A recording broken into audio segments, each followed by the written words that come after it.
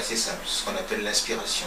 Je n'écris pas, je ne me considère pas comme un écrivain, si vous voulez, entre guillemets, professionnel, mais j'écris sous le signe de la présence et sous d'une nécessité intérieure, comme disait le Kandinsky en peinture. Donc voilà.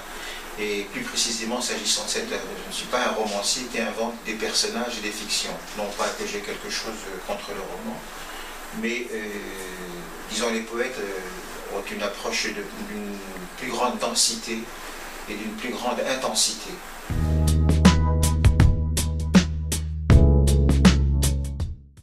C'est en relation avec les personnes des maisons d'édition percées. C'est que moi j'ai écrit d'abord tout en italique. Je ne pourrais pas vous dire pourquoi.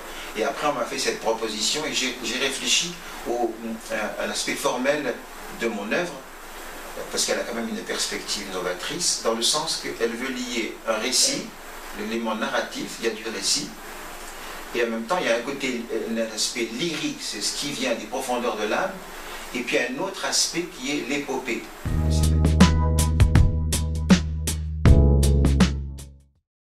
Chaque peuple a connu l'exil, d'une manière ou d'une autre.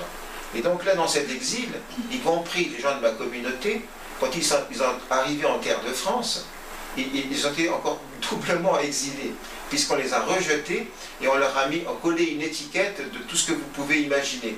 On a fait comme s'ils étaient venus en vacances, ils allaient repartir le lendemain. On est sur le même bateau, qui est le bateau de l'humanité.